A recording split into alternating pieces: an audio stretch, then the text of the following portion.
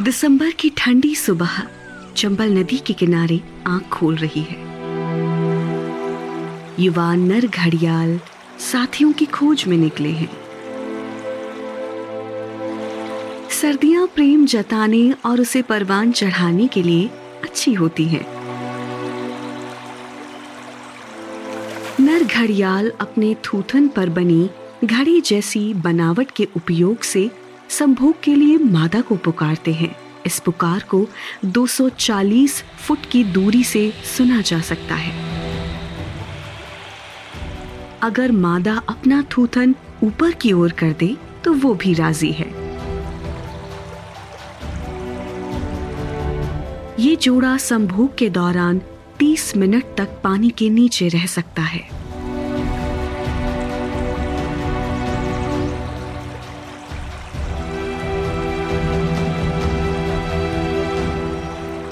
समय था जब भारतीय उपमहाद्वीप के उत्तरी भाग की सभी नदी सरिताओं में घड़ियाल फलते फूलते थे, लेकिन 1970 के दशक तक आते आते वे विलुप्त होने की कगार पर पहुंच गए। उनकी संख्या 200 से भी कम रह गई थी। वर्षों के संरक्षण प्रयासों के बाद गंभीर रूप से लुप्त प्राय इन घड़ियालों की चंबल में वापसी हुई। राजस्थान, उत्तर प्रदेश और मध्य प्रदेश के कुछ भाग में फैला हुआ ये राष्ट्रीय चंबल अभयारण्य इन अनोखे सरीसृपों के अंतिम आवासों में से एक है। शिवांग मेहता, जो एक वन्यजीव फोटोग्राफर हैं, पिछले कई वर्षों से चंबल नदी में घड़ियालों के जीवन चक्र के दस्तावेजीकरण में लगे हुए हैं। मैं 20 के दशक के शुरुआत में एक प्रकृतिवादी था जब मैंने कॉर्बेट नेशनल पार्क की रामगंगा नदी में पहली बार घड़ियाल देखा। मैं आकर्षित हो गया। मुझे मालूम था एक दिन आएगा जब मैं इस प्रजाति के साथ समय बिताऊंगा।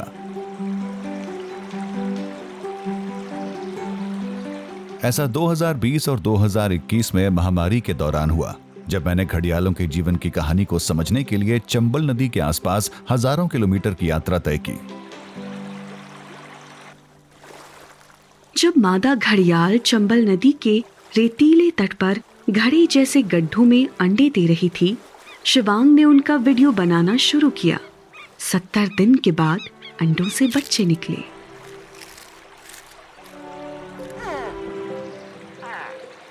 पहली बार घड़ियाल के बच्चों को अंडों से बाहर निकलते हुए देखा था। उनके लंबे थूथन उन अंडों को फोड़कर बाहर आए। घड़ियाल जब एक ही जगह पर घोंसला बनाते हैं तो काफी अंडे एक साथ फूटते हैं और कई एक ही रात में फूटते हैं। जैसे ही नन्हे घड़ियाल बाहर आए, उन्होंने अपनी मां को पुकारना शुरू कर दिया।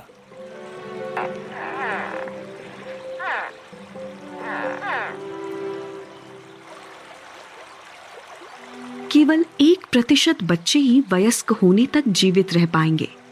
जन्म के साथ ही जीवित रहने के संघर्ष की कहानी भी शुरू हो जाती है।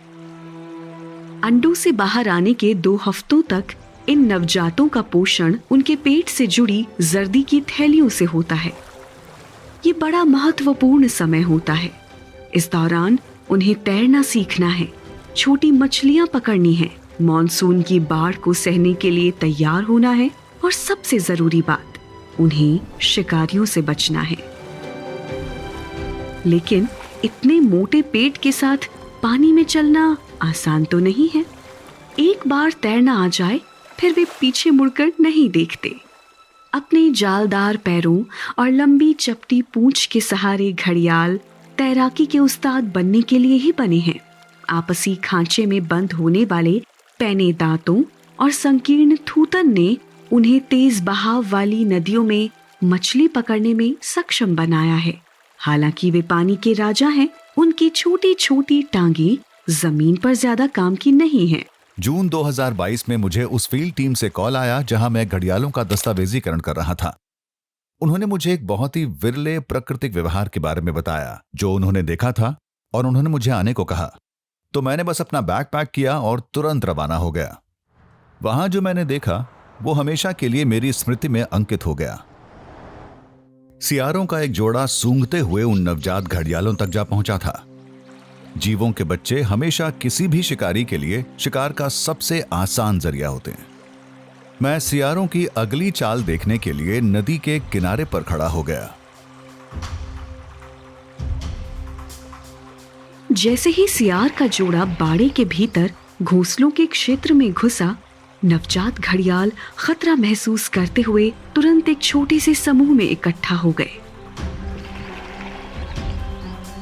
सियारों के लिए किसी नवजात घड़ियाल को अलग करके पकड़ना आसान नहीं था, लेकिन यह संभव नहीं है।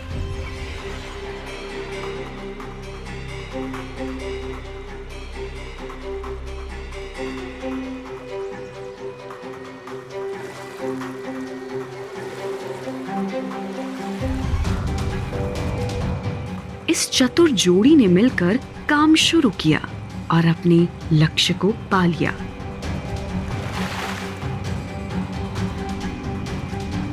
लगता है उन्होंने जरूरत से ज्यादा ही बच्चे पकड़ लिए।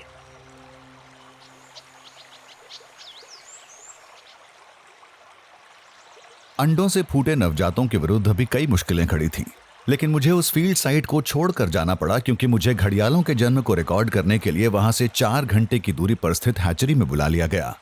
मैं मिश्रित भावों के साथ वहां से लौटा।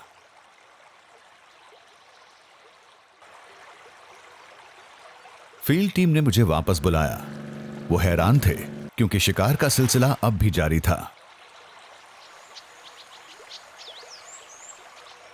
हालांकि कई नवजात सियारों का शिकार बन गए होंगे, फिर भी विशेषज्ञों का मानना है कि माता पिता की देखभाल में कई जीवित भी बच गए होंगे और 15 से 20 फुट लंबे शिकारी बन गए होंगे। घड़ियालों में नवजात के जीवित रहने की संभावना कम होती है। यही कारण है कि वे इतनी बड़ी संख्या में अंडे देते हैं। केवल सबसे योग्य ही जीवित रहते हैं। लेकिन जब मानव के बढ़ते हस्तक्षेप से प्रकृति के चयन को पूरा मौका नहीं मिलता, तब उस सबसे योग्य जीव के जीवित रहने की संभावना भी कम हो जाती है। घड़ियाल भले ही फिलहाल विलुप्त होने से बच गए हों, लेकिन वे अभी भी गंभीर रूप से संकटग्रस्त श्रेणी में ही हैं। रेत के अवैध खनन और बांधों के बनने से होने वाले आवास की हानि उनके अस्तित्व के प्रमुख खतरों में से है। यदि चंबल का प्रवाह बदलता है तो घड़ियालों के नदी के ऊपरी और निचले क्षेत्रों में आवाजाही पर बहुत बुरा असर होगा और इसका उनके प्रजनन चक्र पर बड़ा प्रभाव पड़ेगा। इस चुनौती से निपटने के लिए वन विभाग, संरक्षण समूह और वैज्ञानिक मिलकर घड़ियालों की रक्षा के लिए काम कर रहे हैं।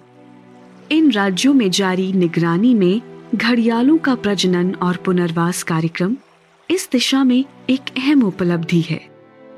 इस पहल के तहत सैकड़ों अंडे इकट्ठा किए जाते हैं, कृत्रिम रूप से इंक्यूबेट किए जाते हैं और अंडों से बच्चे निकाले जाते हैं। लगभग 2 साल पालने के बाद इन छोटे घड़ियालों को वापस छोड़ दिया जाता है।